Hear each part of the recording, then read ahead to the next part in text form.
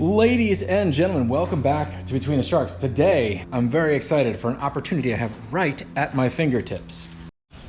So there it is. This company reached out and said, hey, do you want to test our 10-in-1 welder cutter? And before they could realize that I'm neither a professional welder, nor do I have a large YouTube following, I said, hell yes, send one over. Considering 8,000 people have agreed that this free programming that I put out is worth clicking a little clickety link to subscribe, not 80,000 or 800,000. But I tried real hard. Before they learn the error of their ways, I said, yeah, let's go. There are two reasons I'm super excited about this. The first one is I am gonna challenge my own biases, prejudices, preconceived notions about multiple process machines. For years and years, I have said they are trash. Based on the Swiss Army knife theory.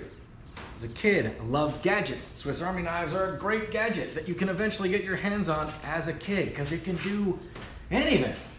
But the thing about it doing anything is it doesn't do anything particularly well. It's not even a great pocket knife, let alone the tweezers, the fork, the toothpick, the fish scaler, the saw. Yeah, it does them, but not as good as any other dedicated fork or saw or fish scaler would.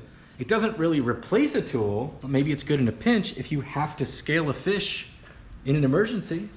The other beef I had with these things is you usually have to switch a lot of parts to change function. I also knew myself and I was like, I'm not gonna set that up every time I have to use it. I'm gonna use what's available, which is usually some other tool.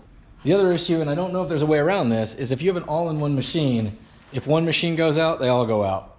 I guess there's really no way around that, but potentially the value of a machine like this and the tiny amount of space it takes up may be worth that small risk. I don't know. So I'm gonna come at this from a DIY, semi-professional, kind of hobbyist stance, and I'm gonna compare this thing to my current rig. I got a 240 volt MIG, this Bestarc plasma cutter that's 110, 220, and a 110 MIG. Over here, I have an old school square wave TIG 255, 240 volt Lincoln machine. This thing is 20 something years old. It's absolutely awesome, but also just look at how big it is. Something to consider. The basic premise is that this thing can do what all of these machines can do. We're gonna find out. The other reason I'm kind of excited to try this thing out is if you follow the channel, we recently bought the other property and I've been doing a decent amount of fabrication for things at the other property. But in each of those fabrication videos, you'll find that I'm running back and forth between the two. I'm measuring down there, but then I've run back up here to do all the plasma cutting and welding. If this thing really is portable and small, then maybe this is a great solution for me if it works. I don't know what this thing weighs, but it is not much. It looks impressive. You know, there's some detail and design to it. So we got a 220, 230 style plug on it, which means I bet there's an adapter in here. But just to begin, let's look at the size. I mean, this thing is about the size of just one of these MIG machines. The weight is already noticeable. This thing probably weighs like 25 pounds or so. That top welder, the 240 volt, is easily twice that. I think dry weight is 55 pounds. Plus a spool. That thing is heavy. This thing is not, and I don't know what to make of that. My bias would say that there's less copper and windings in this thing, but the technology has changed a lot in 20 years since I started welding semi-professionally. Let's see what we got in here. All right, there is some setup to do. So those are the rollers. Those look like rollers for the MIG machine. Hose clamps, instructions for the gas, air lines for the plasma cutter. Interesting. So there's a MIG liner. So maybe we're assembling the whole MIG gun. That is for stick welding. There's your plasma torch. Ground strap, TIG torch with cup and all of that stuff. I don't know if there's a tungsten in there or not. We'll see what they sent with it. power adapter to go 110 because I think all of these processes can be done at either voltage, and that's performance is going to change, but the fact that that's an option is a big deal. This is probably the most frequently used bit for anybody using this machine is the MIG gun. And then in this box I dropped, there is an air dryer, which is an essential part of the plasma cutting function. This is very interesting. See what we got going on in here. I actually kind of like that opens down. The Lincolns open up, but they don't have a way to like latch up, so you got to deal with it. All right, so this is set up for the big spool. I'll look into it. There's got to be a way to put a little spool on it. Interesting. It's got the rollers in there now, so maybe these are for different size wire. We'll see what it's set up for. All right, so we got voltage, and then we've got what seems to be wire speed. I don't know how this interface is going to work between the processes. Air and water filter placement. Okay. Fan, power, MIG gas, TIG gas, cut gas. That's a little weird. If you're totally new to this stuff, TIG, you usually use straight argon. MIG, you use an argon CO2 mix, which is 75-25. So I am working through stuff, flipping through the manual, trying to figure out how things go. It's interesting though. It's worth, basically the MIG connection has its own spot, and then the stick, TIG, and plasma torch all share this connection. So you can have it set up for two things at once, MIG plus one. Could be worse, you know what I'm saying? I think around the shop here, based on what you see, I'd be using a MIG and a plasma cutter. I love the TIG, but it's sort of a luxury to go have clean metal and just do that process for fun.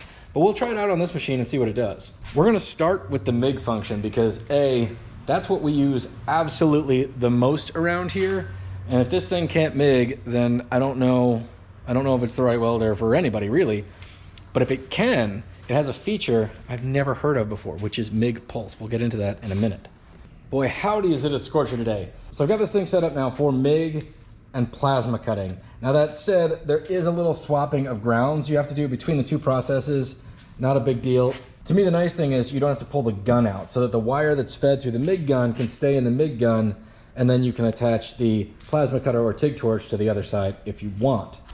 One thing I did change, it doesn't come with a quick connect fitting for the air dryer, which I have one. I like those because that's what connects to the fitting on the end of my air hose. So to make my life easier, I just installed one. The other thing this does not come with is a regulator for your gas. These Lincoln machines do come with one. It looks just like this. You're gonna need to get one at your welding supply store when you get your tank of gas. So at this point, in theory, this machine can do everything that's on this cart. It can do 240 MIG, it can do plasma cutting, 110, 120 or 240. It can do 110 MIG. I mean, that's what it says it can do. We're gonna find out. So I jammed this 035 in, 0.9 millimeter. It's what I had. Not my favorite setup for a 110. On that note, we're gonna start by jamming this adapter on there, which is the same setup on our Bestarc. It's got an icon and words. So that's FLUX, stick, FLUX, plasma, high frequency TIG, pulse MIG, mixed gas MIG, 100% argon MIG, 100% CO2 MIG, separate. I don't know what that means.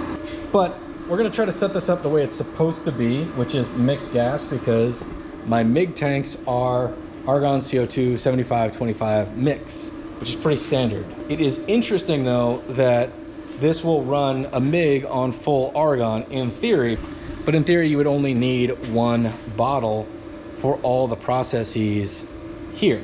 See, my Lincoln machines are not very fancy. There's voltage in Sesame Street letter form, like that's not as much as that is. And then wire speed, which goes from turtle to rabbit in a 1 to 10 formation. So like, you know, more juice, less juice, more wire, less wire. This thing gives us many options. I gotta figure out how to navigate it because I need to change the wire size for sure, and then figure out what all this is.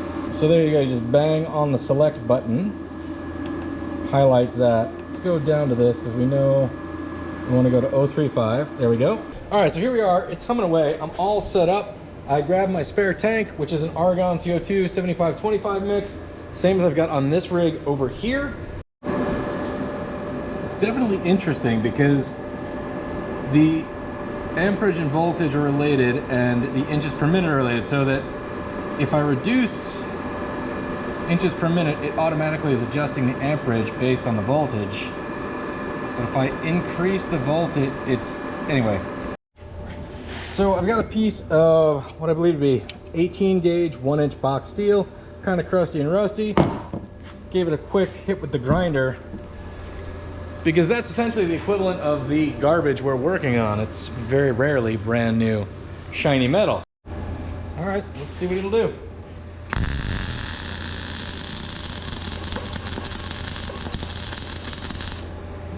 All right.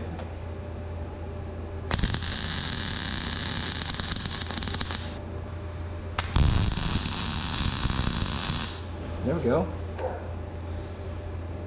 All right. This is relatively easy to dial in if you get to a starting point.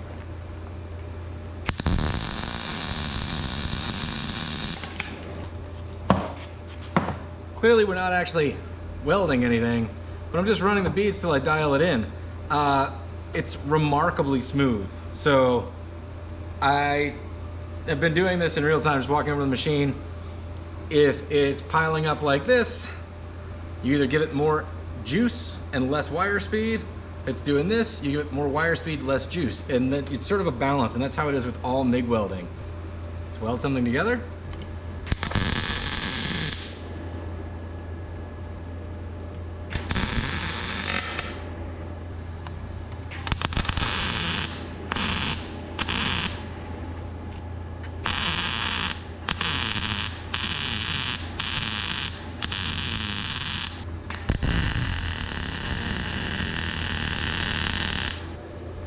I mean, so far, I'm perfectly happy with it, impressed even. Basically, I'm doing the same thing that I would normally do on the Lincoln, which is I weld, and if I'm blowing through it, I either increase the wire speed or decrease the power, or a little bit of both. And that's all I'm doing. I'm not even really looking at the settings. I am watching the weld, and if it's not hot enough and everything's piling up, I increase the amperage and decrease the wire speed, and vice versa if it's blowing through. So it's very easy to reach back and just treat these two knobs just like I treat these two. The difference here is there's more tunability in this one than in this one. This just rocks like this, but this is switched. This does not play between these two. This one does not function between B and C. It is B or C. This one, as you increase the power, you're doing it in tiny little increments. I don't even know what those increments are, but it's very minor adjustments. So that's like, on the one hand, this is more complicated and a little trickier to use and maybe trickier to get the hang of, but once you do, it seems to be a bit more tunable than this machine. This thing has synergic control. For normal people out there, auto settings is what I'm saying. But these auto settings on this machine I found are quite spectacular, considering I've been avoiding auto settings for ages. If you don't like your technology correcting you, you might not like the idea that this has auto settings. I don't like my technology correcting me. However, this is above and beyond. I'm a caveman, I come from the dark ages, and I like it there. I feel safe. These things are trustworthy. There's not a lot to break. There's a transformer and a tiny little motor. This thing is from outer space. But to my surprise, after a few minutes with it, I really like it, and I want to learn how it actually works. So I'm going to take you in here and show you what information I have gathered. So far, this is the weakest link. So we had to do a lot of sussing out. So right here is the separate setting. So if we get into this, you can set your wire speed and your voltage completely separately, thus making it function kind of like this machine. The difference here is that the increments are tiny. When you get into this section, you're basically jumping, I think 30 amps is the lowest setting, and this is like an amperage voltage mixture here built into this knob, up to 180. And your wire speed is also adjustable in very, very, very small increments. Just on the surface level, that makes this machine significantly more tunable than this machine. And I'm not gonna lie to you, going all the way back to, I think, Miller's first generation of Miller-Matics with the auto setting, the first thing I said to that was, no. I didn't want anybody adjusting my weld settings, not the machine, not my cousin, not my neighbor. I wanted to dial it in till I was happy with what I was getting, you see. Swing her over to mixed gas, because that's what we're gonna run. Hit.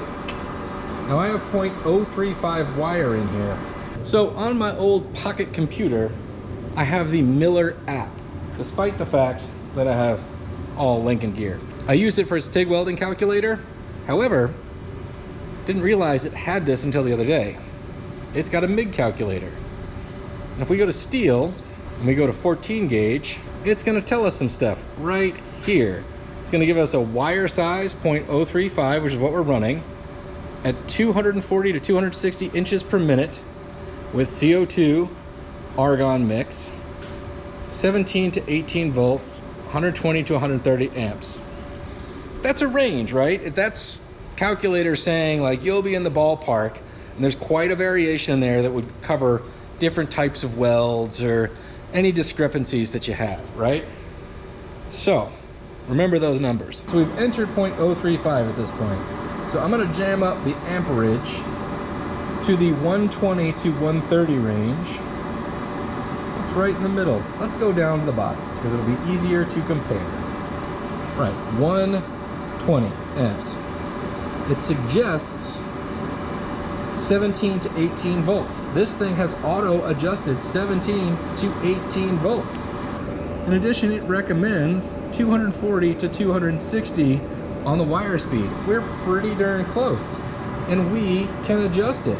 So that's the thing though. We didn't just set it at 14 gauge and let it go.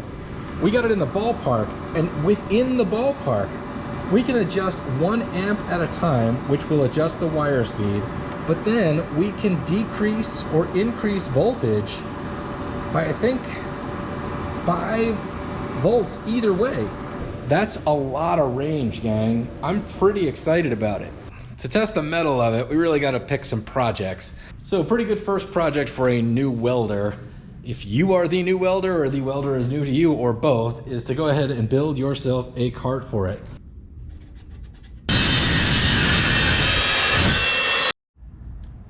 Do love that Evolution saw. We're gonna knock out a couple of quick rectangles, a bottom rectangle that's big enough for the welding machine and the tank, and then an upper shelf that's big enough for the machine. We'll go ahead and tack this together, see how this goes.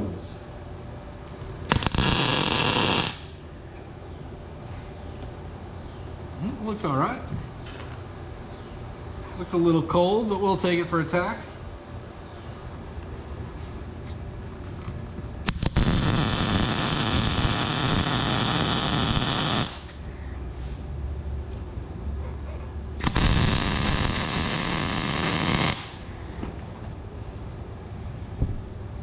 Not bad. I think I can dial in the wire speed just a little bit. Those settings were just a starting point.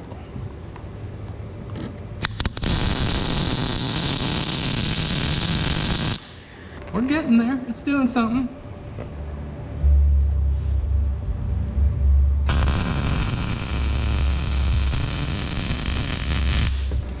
Here's what's really nice about it.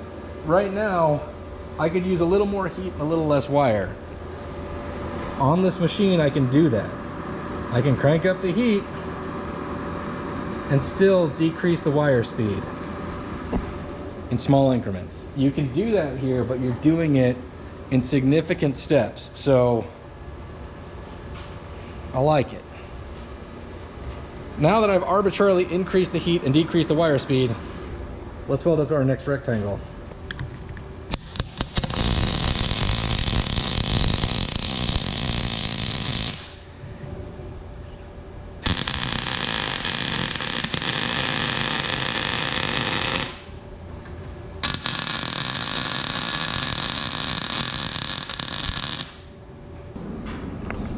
Now, I'm still getting the hang of this machine, but so far it's a breeze, and it's actually super nice to be able to tune it just a little bit. Now, granted, if you're new to welding, there's a lot you got to learn about tuning and knowing like when to do which thing, but it's not as hard as you think. You just need some time with the gun.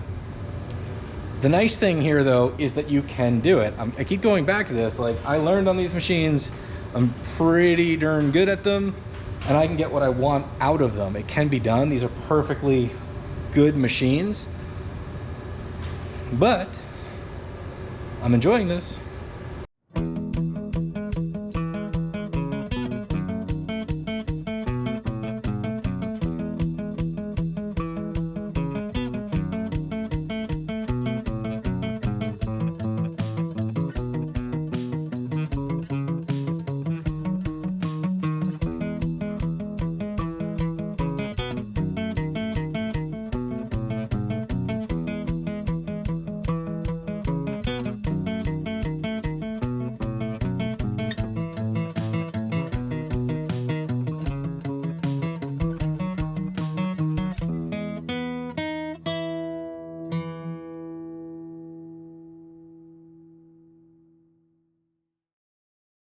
So what can I say, team? It did very well. As some of you may be thinking at home that are more experienced, 14 gauge is pretty forgiving. What I'm saying is it didn't show off the prowess of this machine that has very, very, very minute fine tuning compared to this machine. However, the fine tuning that we did tonight would have been a simple wire speed adjustment, and we would have gotten very similar results. So, because we're feeling fancy and it's just the end of the night, I'm gonna go ahead and put a coat of spray paint on this thing, and then we can roll this thing around and actually put it to the test, doing what we want to be doing with our welders, which is building junky old hot rods.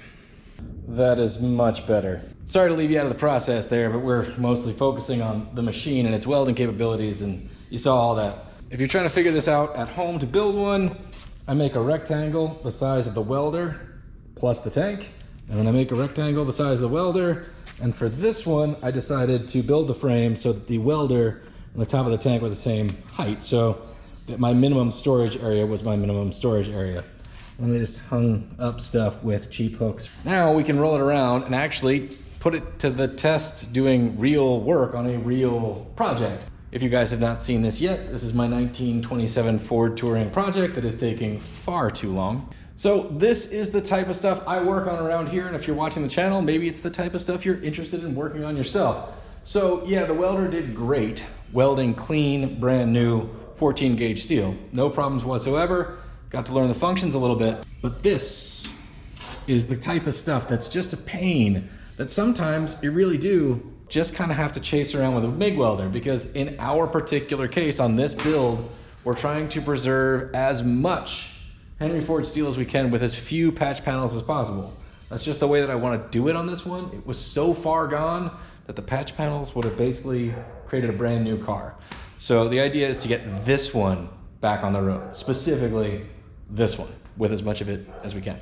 So I'm particularly interested in trying out the pulse feature on this to tackle some of the stuff like this.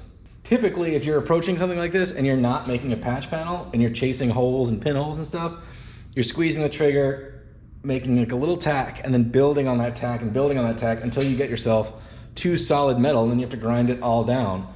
Is it super professional? No, but that's kind of how you do it sometimes if you're chasing pits. It's just life. So we're still in 110 volt mode. Again, if you've got 110 in your garage, you can make 220. It's not that hard. Watch another YouTube video, but after you're done watching this one and doing the subscribing, if you don't mind or you find this entertaining, and the liking, because that's just not going to hurt anybody to give a thumbs up. Lame as it is to ask for, it actually helps. So we're on mixed gas right now. I'm going to try to dial it into pulse Mig to see what happens, to see if that can do what we would normally do with the trigger and just kind of give us a little bit of a rhythm.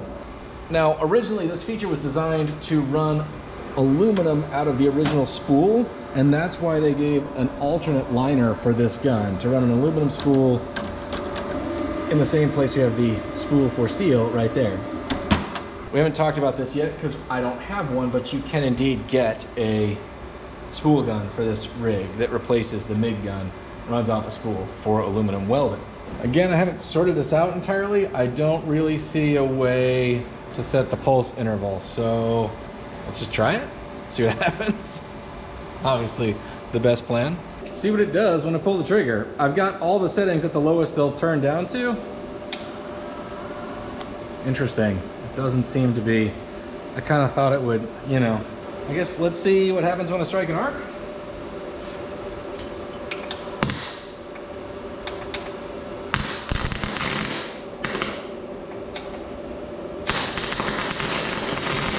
All right, this is not working at all the way I thought. So maybe this feature isn't right for what I want it to do. I mean, what I'm definitely seeing is a consistent wire feed and no way to control the pulse. So what I thought I would get was sort of like a pushing effect, like a, you know, a stepped wire feed, which I'm not. So we're gonna slide this thing over and try using it in non-ideal conditions, but very real world conditions, which is on imperfect metal, where we have rust, a little bit of paint, a little bit of Bondo, a little bit of problems, and it's not like nice and clean. So I just want to see how it does there. The pulse thing, it may be pulsing the amperage or voltage. I'm just not really sure, and maybe that takes some more research. I think I was basing that on the idea. I was basing that on the idea of the TIG pulser that I have, which on my big TIG machine, and I believe this one actually for TIG will also do a pulse where it like alternates the amperage or the voltage, basically the power. So it kind of cycles up and down, so you don't get too hot. It's like hot, cool, hot, cool, hot, cool, which helps you control a weld puddle, especially with thin material. At least that's what I found. So as a starting point, I got it turned all the way down. So the minimum this will do, even on 110, is 40 amps, 12 volts, 66 inches per minute with these settings here. We'll see what happens, because we're dealing with some paper thin stuff with plenty of contaminant. Not ideal conditions, but very real for my life, man. Again, the other challenge here is it's 40 amps. I'm using 0.035 wire, which is not my preference for this. For this, I would usually use 0.025. I just don't have any, but this machine can take it.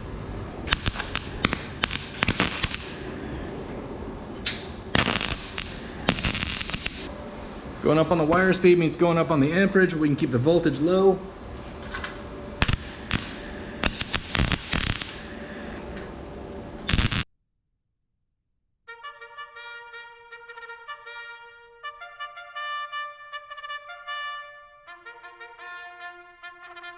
So I've just found the first bit of really excellent tunability. I was just messing with it, and to learn anything, I've got to have a project. I've got to have a goal in mind. I can't just experiment in the darkness. I need to aim for results of some kind. So what I'm trying to do is just fill this gap, which this welder is doing. But what I did was I was getting the wire speed wasn't great with the amperage tuning. I wasn't really happy with it. And I was like, man, I need more wire speed and lower amperage. So I just said, okay, welder, I'm actually welding with 0.023 wire, which allowed me to change the wire speed relative to the amperage in a different way. So that allowed me basically to get more wire speed with lower amperage, which is exactly what I found I was needing on this project. And now, just by tricking it a little bit, I'm getting the results I need. Allow me to demonstrate.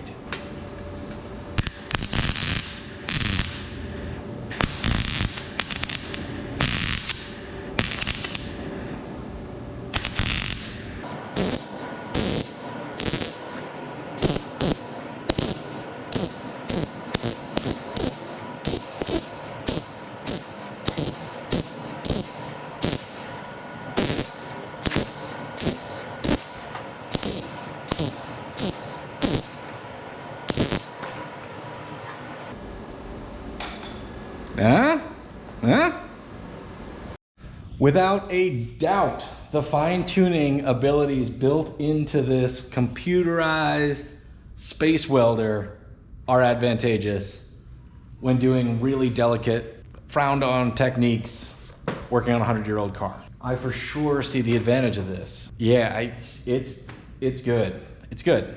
So also worth mentioning, I cut this 1/4-inch piece of angle iron in half and then welded it back together. This was before I even broke out the MIG calculator. I just kind of dialed it in and went for it.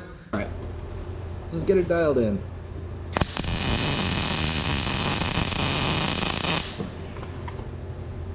I mean, that's mostly just sitting on top, so we're gonna turn up the juice and the wire speed. I'm actually gonna try an experiment here. I just turned the juice up as far as I could without adjusting the wire speed. So I wanna see if the wire melts back into the tip or if it has its own built-in kind of preventer of that.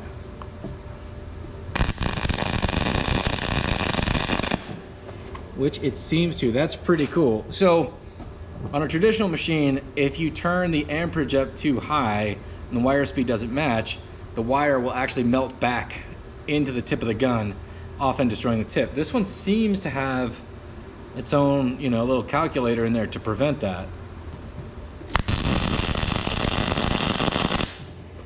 It's actually not bad. Let's try to weld them together.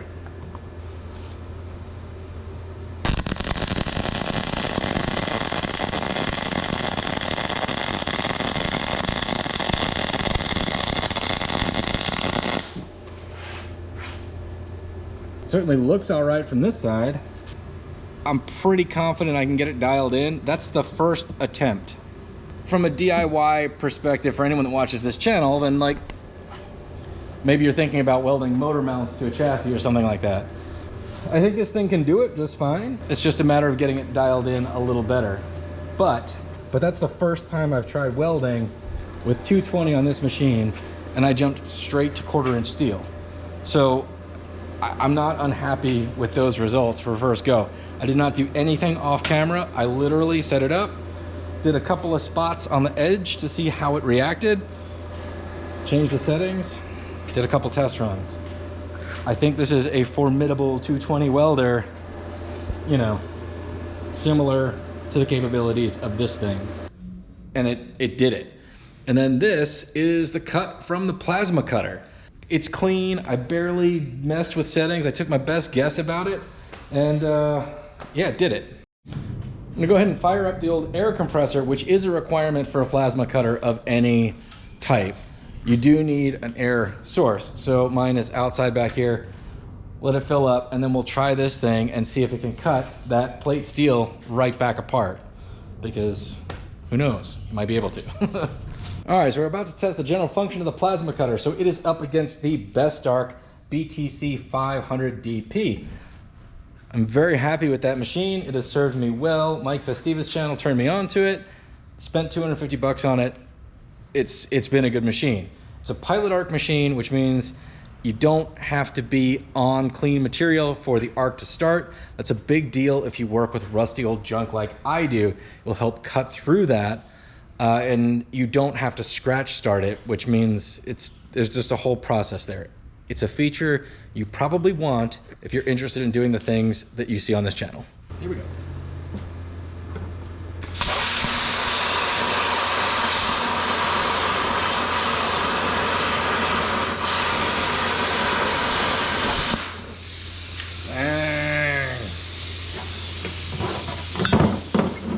That is really good, gang.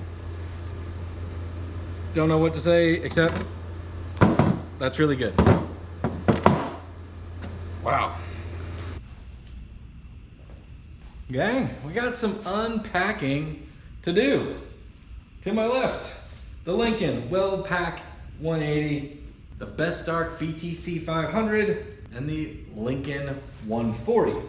To my right, the Simder 4050 Pro 10 in one welder. It's not really 10 in one. It's a little different, right? It's many MIG processes, stick, TIG, plasma. So that's not nothing.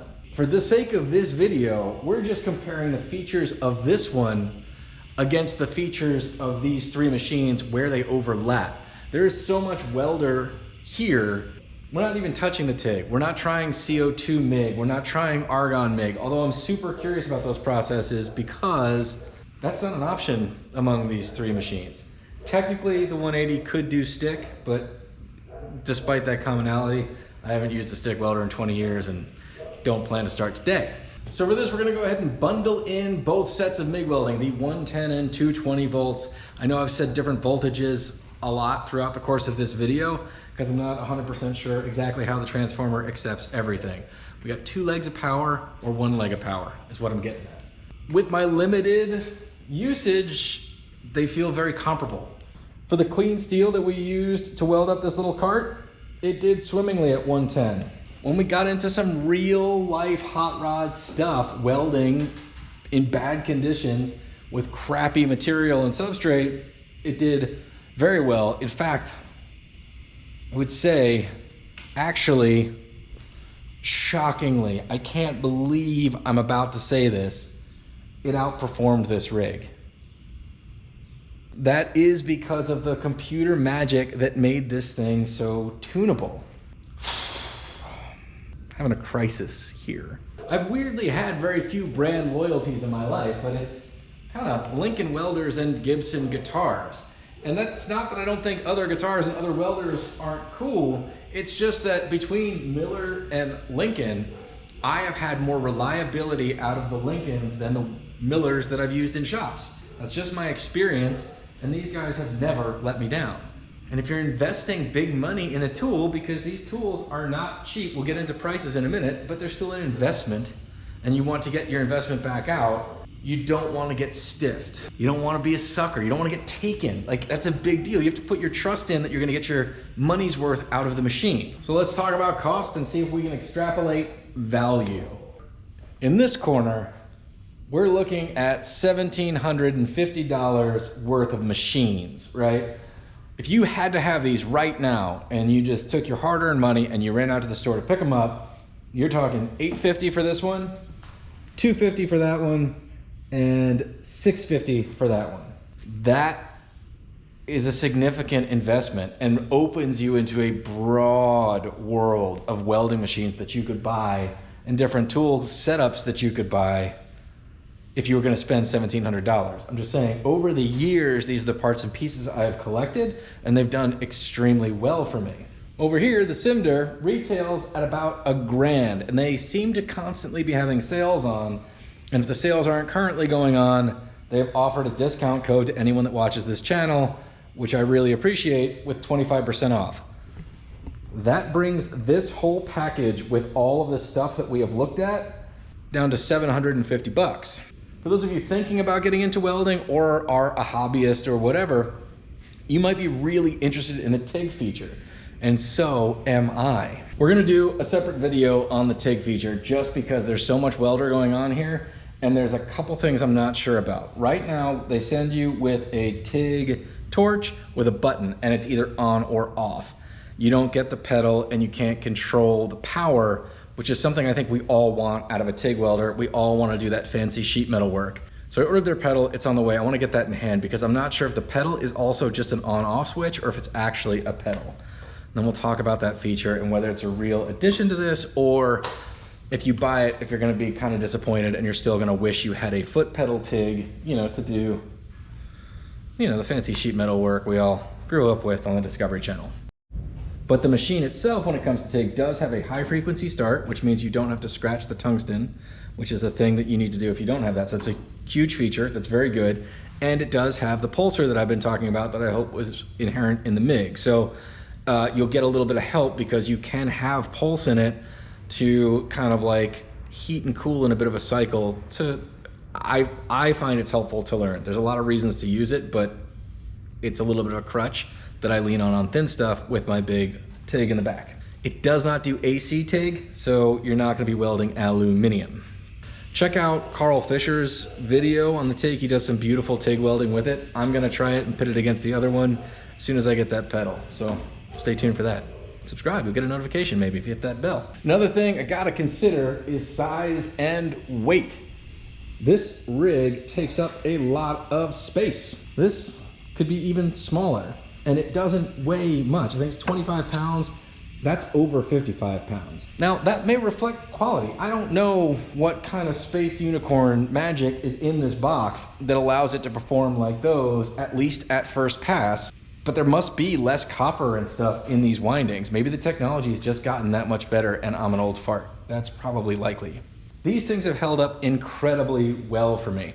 I bought them for professional projects. I welded what I needed to. I kept them around. I continue to use them. I think this one I've probably had 15 years, and this one at least 10.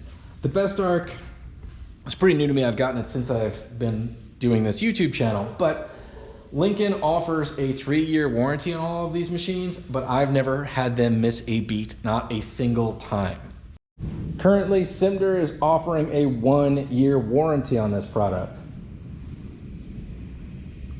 I don't know. There's a lot of magic. These do feel all right. They're kind of light to the touch, which I don't think is terrible. These feel a little more substantial.